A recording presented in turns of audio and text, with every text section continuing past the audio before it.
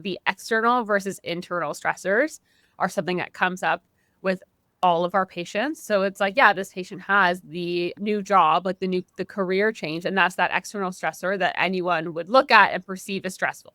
Same thing with relationship issues, arguments with people in your life, at work, your kids, any of that is going to be external stress.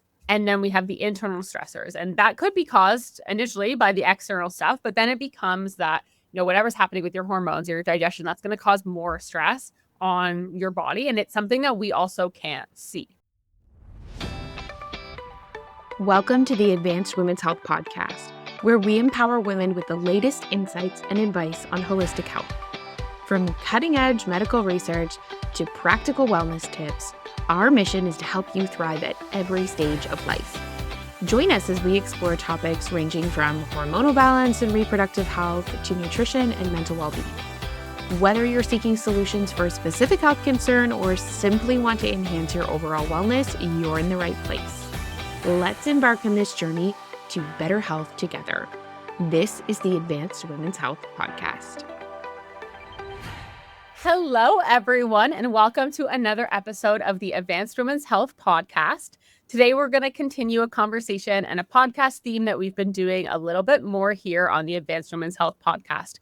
This is the Inside Clinical Rounds, or otherwise known as What We Treated This Week. So, as we've spoken about on this podcast before, our clinic teams meet daily for clinical rounds. We discuss cases, both our successes and just things that we want another set of eyes on or another perspective on.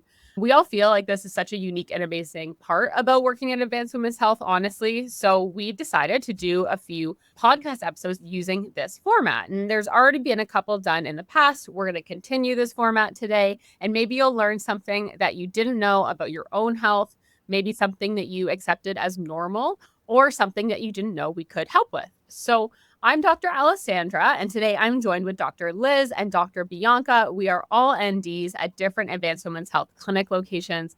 I am in the Mississauga Port Credit location. Dr. Liz is in our Toronto West location, and then Dr. Bianca is in Kingston.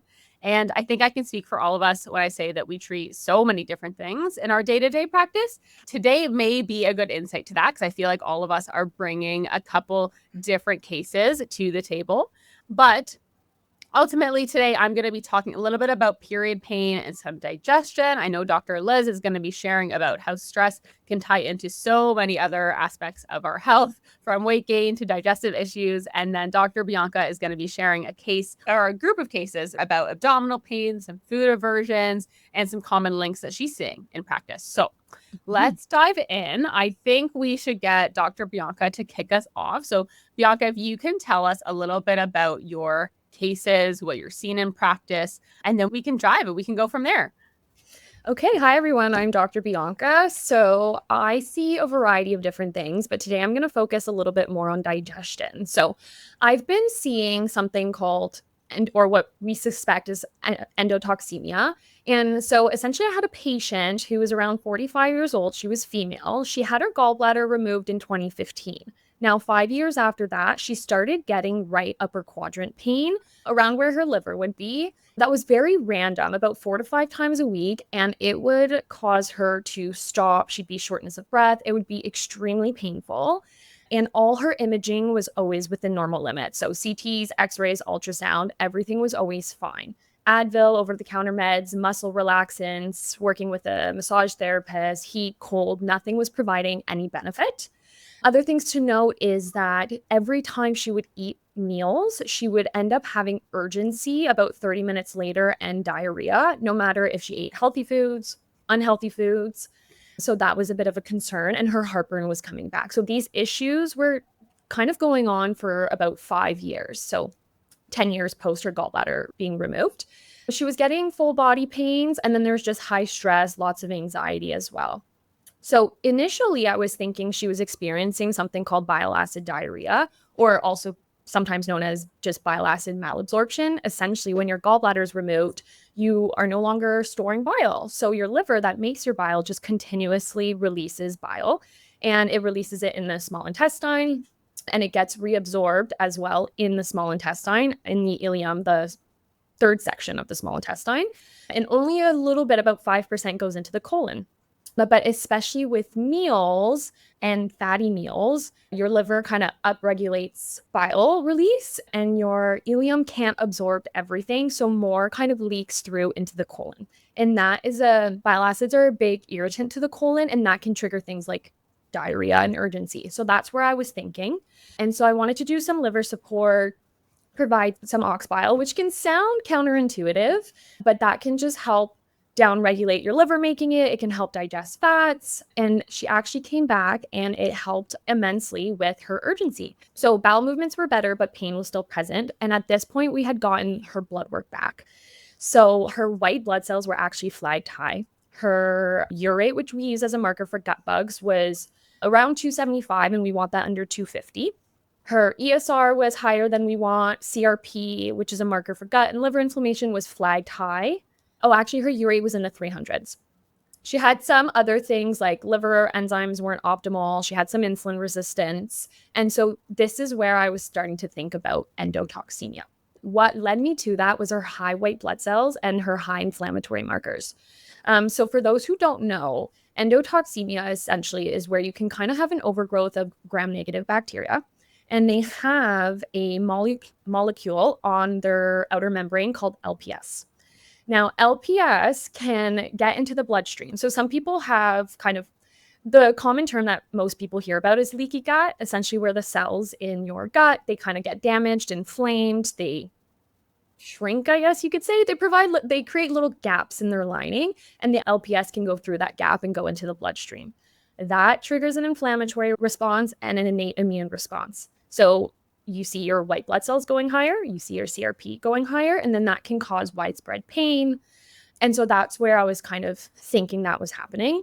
And so we did antimicrobials.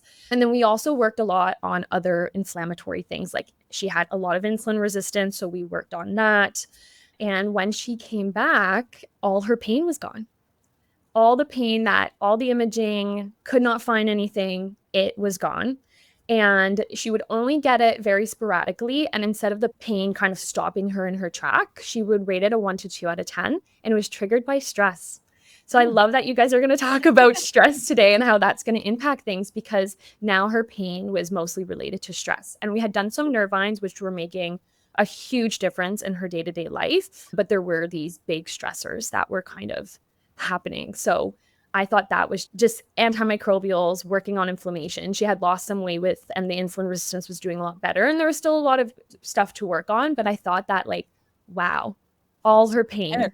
Yeah, that's such a win. I love that. Dr. Bianca, I have a question for you. Mm-hmm. Would you be able to kind of like walk through like what antimicrobials are and why we use urate actually as something like a marker that would suggest gut dysbiosis, just for the people that don't know?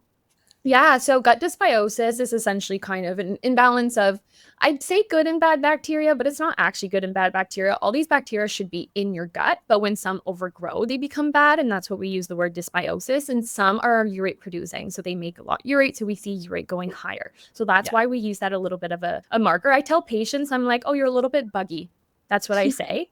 And then antimicrobials are essentially herbs that kind of kill that imbalance or get rid of the ones we don't want. And we have more antiviral herbs, antibacterial herbs. There are herbs that are a little bit more antiparasitic, some that focus more on yeast. So you can use a combination of some that focus more on yeast, or some people are more constipated and there's methane dominant bacteria. So you'd want to use herbs that kind of target those ones. So then we kind of did a bit more of a broad spectrum antimicrobial. Yeah, I love that. I feel like it's important to have like the verbiage of like how to even describe that to patients, like what an antimicrobial is and like what urate is. Also, the other way that I put it is like antimicrobials like bring down the population of bad bugs so that the good ones can kind of grow up in its place. I'm like, if the house is full, there's no space for good stuff to proliferate. So we got to bring the population down. That's such a good way of explaining it. Yeah, I think patients are sometimes scared that antimicrobials are the same as antibiotics. And they're scared that, everything's going to be wiped out, but that's not the case. Yeah. I love all the analogies that we have at our clinic. Honestly, like I even talking to patients about urate when I go through their blood work, I kind of explained it like, humans make gas. It's a natural part of what we do. And this is the same for our bacteria. This is like our bacteria's form of gas. And when I explain it to them in that context and showing them their urate number and like where I want to see it, which is ideally under 250, the higher that number is, they're like, oh my goodness, this explains why I'm so bloated and have so much abdominal pain and am so gassy in general. So it's very interesting. Yeah. And I think what I wanted to go back to as well is you mentioned the bile acid poops, or maybe I could use the more like official medicine version of it, but we like to call bile acid poops. So I wanted to break down a little bit what these look like, because I feel like some people listening, when I at least mention it to patients, they're like, what is that? Do I have that? Like, how do I know what my poops look like? And, naturopaths, we're known for our poops and our periods. So I wanted to break that down a bit. And essentially, some of these patients' bowel movements that Bianca was probably investigating, they were really loose, probably a little bit watery. Some other questions that we had were, or that we usually ask patients, are the smell. So is it really smelly, smelly gas? Do they have cramps and bloating, which obviously this patient did? Are they hard to flush? Is there floating? Do they stick to the toilet? We love asking all of these detailed questions. And that's how we kind of come to that conclusion of, is this patient suffering from the bile acid poops? And obviously with this gallbladder removal, kind of makes sense as well. Sure. We can definitely see this happen a lot with people with gallbladder removals. Yeah. And I know that you brought up too the metabolic endotoxemia, that's super fancy word. I think you explained it great, like the LPS and the bacteria and the bacterial walls and everything. Something else that I usually tell patients is our gut is like a security fence. So your intestines are built as a barrier that's supposed to keep out certain bacteria, certain toxins. And when that security fence gets damaged or impaired, it's obviously letting a lot more stuff in, and that causes inflammation, that big buzzword, which ultimately leads to so many different things, from like insulin resistance, fat storage issues, energy issues. Yeah. The second patient I wanted to mention, which will be a lot shorter, but this is a 23-year-old female. She came in with a lot of different things, but she was constipated, only going 1 to 3 times, having a bowel movement 1 to 3 times a week. But she also had PCOS, post-concussion syndrome, where she was dealing with a lot of grief, nausea, light sensitivity. Those were kind of all the things she was dealing with. And originally she wanted to start working on just getting a cycle. Her cycles were very regular, every 30 to 130 days. So kind of all over the place. And that was her original goal. And then we shifted to the second goal being more energy and mood was tanking. And then it kind of switched to what I'm going to talk about now. So we had done antimicrobials and we cleared her out with magnesium. She was doing daily magnesium.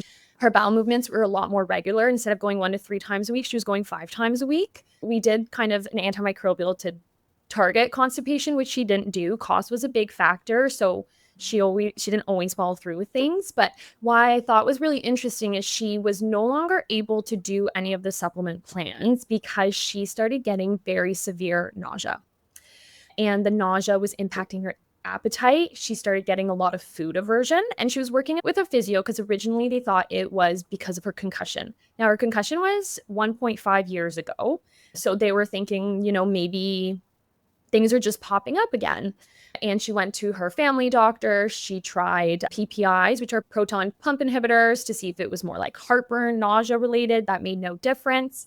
And I finally got her blood work, and the same thing. Her white blood cells have been high for quite some time. So I got her release of record. So it's been almost a year where they were constantly flagged high, but she wasn't sick. Her CRP was in the 20s, also very high, flagged high, anything over 5. Her urate was higher than 250. So very similar presentation. And so I was, again, thinking the same thing about endotoxemia. And we know that those LPS molecules and the inflammation, that can also impact the brain. And so that's where we start seeing the nausea or the food aversions, and just which was happening with her, just her appetite she was just full so quickly. So I had spoken her to that, but she wanted to really focus on food. So we haven't progressed with treatment for that yet. But I thought that was also interesting of how it can present differently. It can be pain, it can be nausea, it can be stomach stuff. So that's just a little tidbit I wanted to add to that. Yeah, it's so true. It could be so many different digestive symptoms and just overall symptoms, honestly, throughout the whole body. Like I said, even when we think about things with issues sleeping or energy related issues. And it's good that you guys are still focusing on diet. I think that's an awesome point to add in here as well. Even if people initially come in and they maybe don't have the resources available to them to do the supplements that we think would be best indicated, we try to work with patients and see what is in your capacity, whether that's like an energy capacity or more of a financial capacity. And obviously nutrition plays a big role. It potentially is what got us to this place and what got patients into our offices. And it's what we need to have so that they are healthy longer term and everything sticks. So always find like when I'm treating gut health, it always ends with like, okay, so you've been doing X like antimicrobials for X amount of months and like everything's good and you want to come off of them. Amazing. Let's do it. But then the conversation turns to what are we going to do from a nutrition perspective to make sure that your gut microbiome stays this amazing and like this diverse and is beneficial for you. And so that's the conversation with like fibers and polyphenols, anti-inflammatory foods, and diversifying like different like vegetables that you're eating. So I think that nutrition does always like kind of play a role and comes into that more like longevity piece of like how we keep the symptoms at bay, right? Absolutely. I always tell patients like the goal is that you're on supplements to fix whatever the issue is. But then once things are fixed, you should be able to, carry on with just healthy diet, lifestyle, things like that. Like we really don't want to have to be on supplements long term if we don't have to. Now, obviously with chronic conditions that aren't cured but only managed is a different story. But for things like this, when things are back on track, diet really takes over a lot more. Yeah, for sure. I love that analogy or like the phrasing that you're using when things aren't cured, they're more managed. Like I say the exact same thing to my patients. And ultimately, a lot of the time, the boring stuff that I tell my patients, sleeping well, managing stress, eating well, like all the things that people kind of brush off and they're like, yeah, but let's get to like the cool stuff. That again is kind of what brings us into this scenario in this like loop of dysfunction, like a metabolic endotoxemia. That's often what's kind of like the cause for some of those things. And then also it's going to be what makes it worse. So today's episode is brought to you by none other than Advanced Women's Health. If you are interested in diving in deeper to your health, if you are finally ready to feel like yourself, and you are finally over hearing everything's normal, everything's fine, and you want a deeper dive into your healthcare, then we are here to help you. We are currently helping patients in British Columbia and Ontario, Canada. But don't worry, if you're in another province, still reach out, get added to the wait list as we expand coast to coast. We cannot wait to work with you. Check out the show notes for more information on how to get started. Well, I'm so happy we got into so much digestive stuff today. I think, Dr. Liz, your patient has a little bit of some digestive stuff going on too, and is covering a little bit more of the stress piece. So why don't we chat about your patient next? Let's do it. Okay. So I had a patient come in, a 45-year-old female, and she first came in with her concerns of improving energy. She wasn't sleeping super well. She had a bit of anxiety it was like new onset anxiety that she hadn't felt before. She had some looser stools. So she was complaining of diarrhea and she gained a bit of weight. And so there's a whole lot of things coming up basically throughout our intake. So we spoke for about just over an hour and it really became evident that she's had a major career change. And she was like really high stress. And so I love these cases because I feel like that like fatigue and issues with sleep and anxiety, like that could legit be anything. Same thing with like looser stools, like we're thinking of dysbiosis, metabolic endotoxemia, like all those sorts of different differentials. And when you have this person sitting in front of you and they are giving you like all of these different clues, and then the one thing that overlaps everything is your stress response. Right. And it's how does cortisol, epinephrine, and norepinephrine, how do they interact with all of these different areas of your health and create the symptom picture that they do? And so with this patient, I was like, okay, yeah, there's a big change. Let's do a little bit of blood work. I do think blood work is always important to help rule things in or out, of course, because like I said, fatigue, low energy could be legitimately anything. And so we did a little bit of blood work. But on the first appointment, I was like, shot in the dark. Let's throw on some GABA. Let's throw on some adaptogens. Like, let's get you sleeping a little bit. We gave her an adaptogen formula that was a little bit more stimulating, maybe give you a bit more energy, focused on mitochondrial health as well. So when it does feel like a burnout picture, I do kind of like fall back on the adaptogen mitochondrial support piece of things. And so we started there, did a bit of blood work, and she was like really adamant on coming back in like right away. She's like, I want to figure out what's wrong with me. Like, I need this extra support. Like, okay. So we got her blood work back, and nothing too like crazy that came out of her blood work. And so instead of like throwing a lot, I don't know, I just felt like I want to be very intentional with what our next moves were. And so the goal wasn't really like stimulation in a sense. It was more like stabilizing how she was feeling because of, like I said, how cortisol, epinephrine, norepinephrine can really flood a system and cause so many different types of symptoms. We did some adaptogens, mitochondrial support, and a little bit of GABA, and that really calmed her nervous system down. I saw her a few weeks later after we went to the blood work appointment, and I just said, keep the plan the same, essentially. Just give it some time, give your body some time to relax and recoup and sleep properly and recover. And I saw her a few weeks later, and she was like, basically everything's resolved. Regular bowel movements. She's back to her baseline weight, way better energy. And her sleep experience is much better, much more restorative. And she was like, the other thing I found that was super cool was the way that I'm perceiving stress. She was like, a conversation that I was in like 6 weeks ago, I would have been like losing my mind. And today I feel much more like level-headed and much more like capable of getting through that stressful period. So I thought that was so cool. I know it's a quick and dirty case, but I just think that as naturopathic doctors, we can do so much to support our patients and really just kind of sit there and lay it out like, these are all of your symptoms, and this is how cortisol, epinephrine, norepinephrine can impact those sorts of things, right? So I love that. Yeah, I love that. I love that piece. And honestly, I'm going to kind of talk about this too with my case, but like the external versus internal stressors are something that comes up with all of our patients. So it's like, yeah, this patient has the new job, like the career change, and that's that external stressor that anyone would look at and perceive as stressful.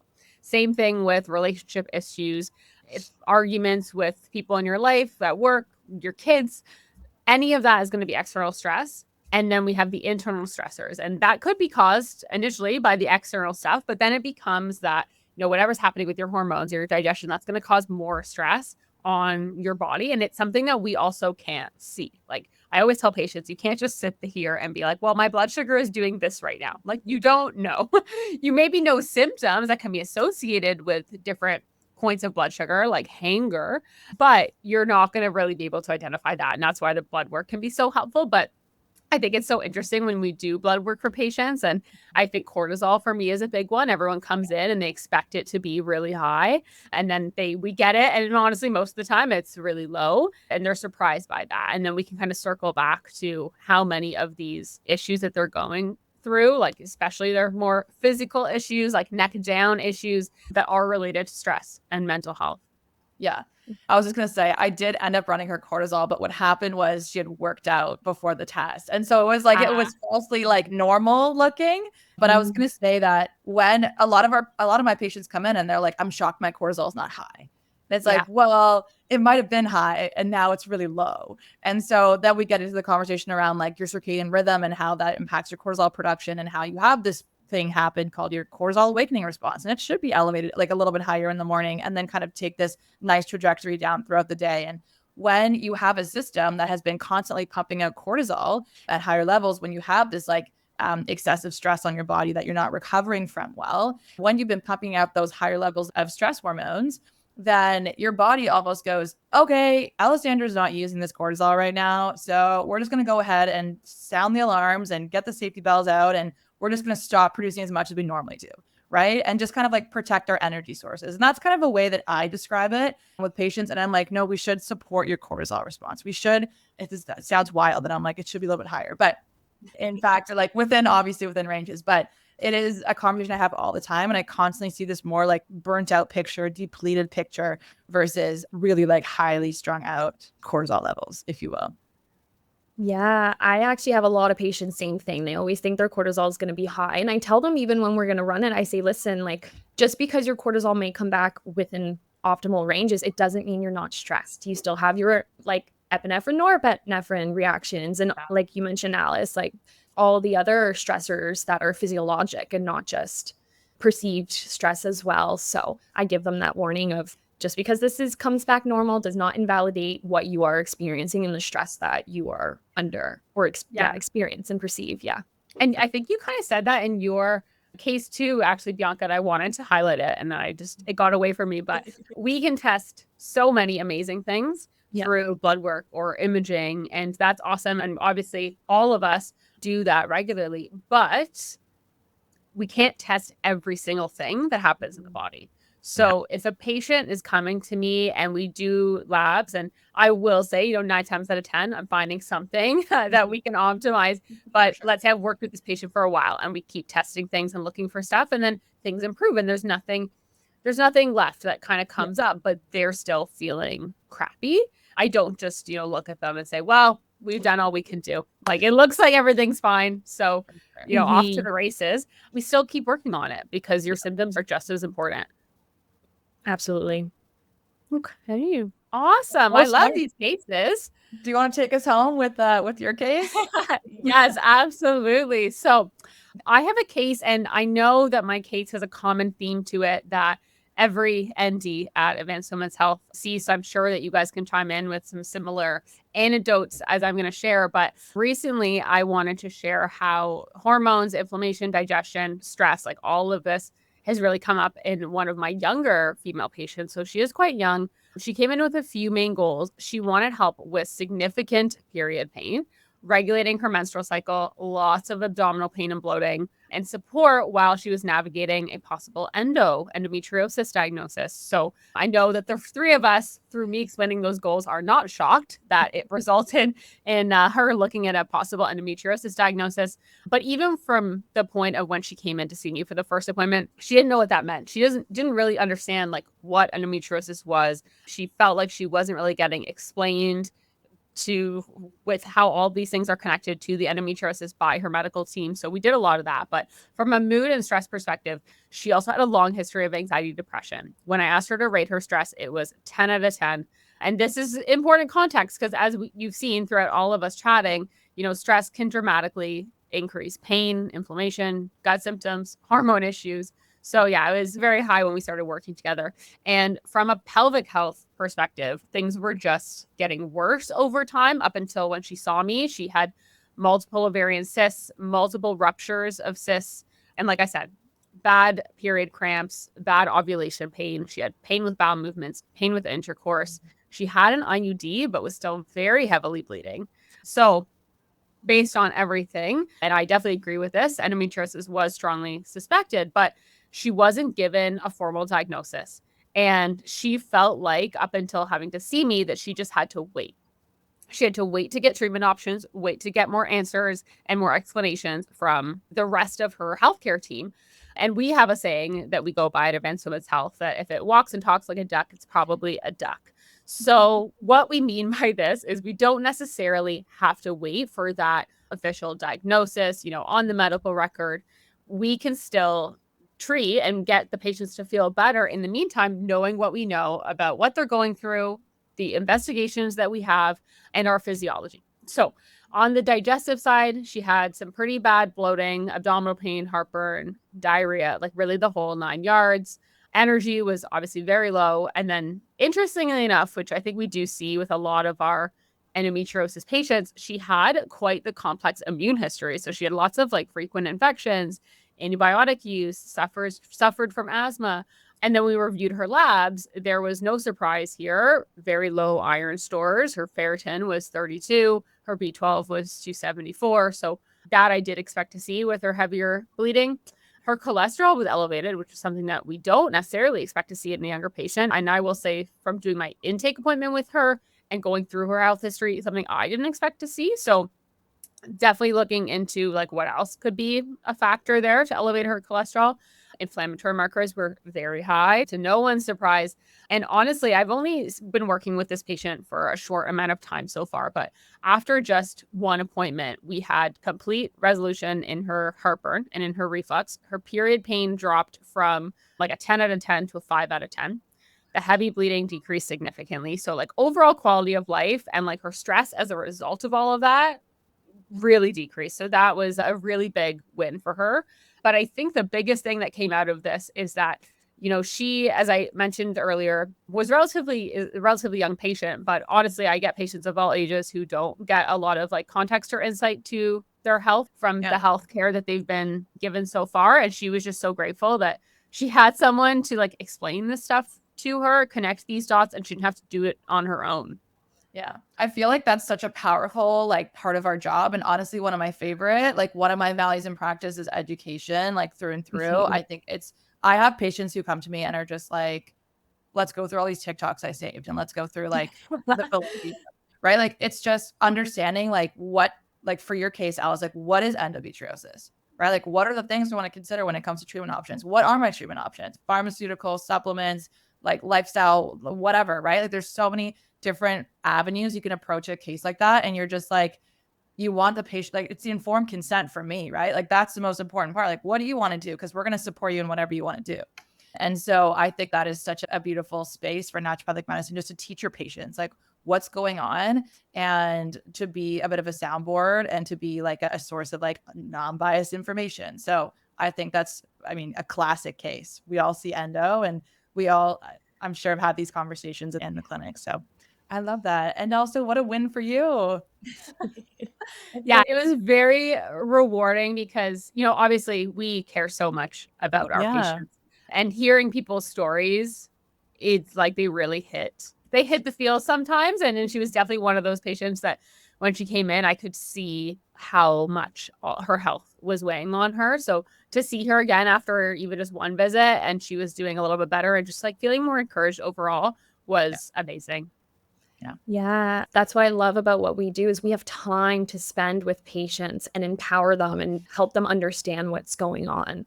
So I love that. And Alice, for the listeners, what did you do to go from where you started to where you ended up?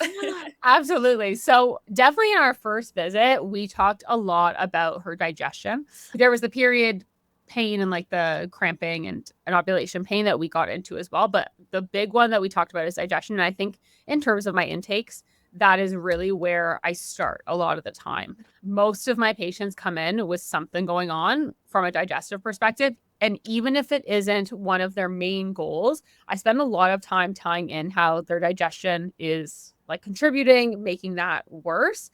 And the way I explain it to patients is, if your digestion is not working optimally, whatever I give you might not work optimally as well. And we do see a lot of patients, especially who go through some of the things that we talked about, who have a lot of that bacterial overgrowth, have a lot of like dysbiosis in their GI tract, potentially some constipation that is floating around in there.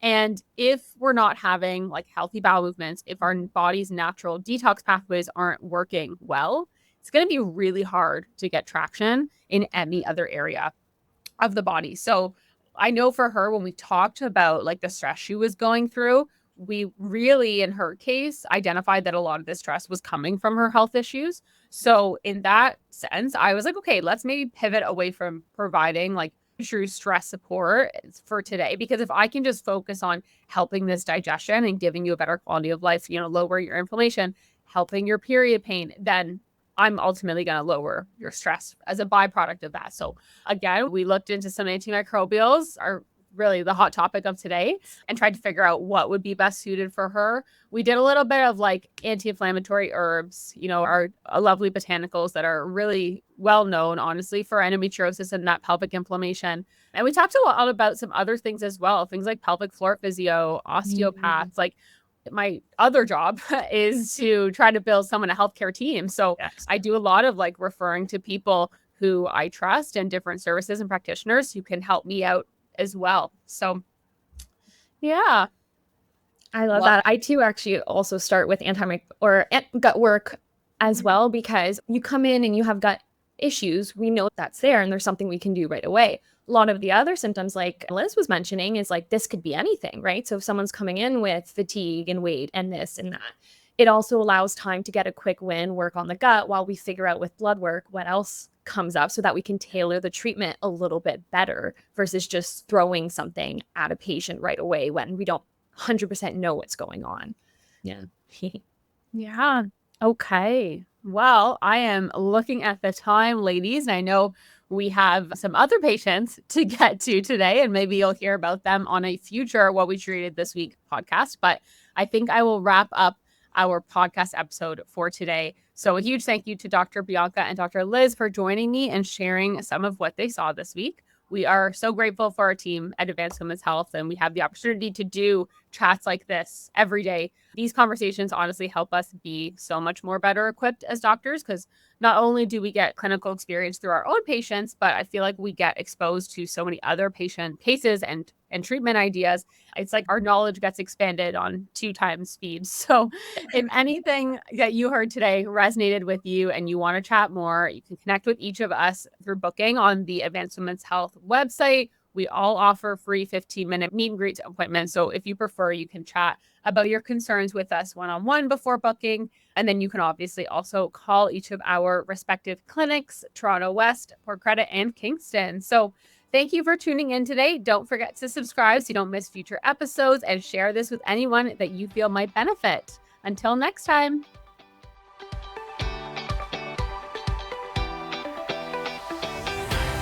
Thank you so much for listening. I hope that you had as much fun as we did.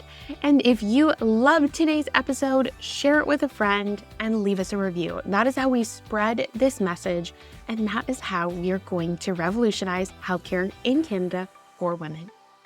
Have a beautiful day and be well.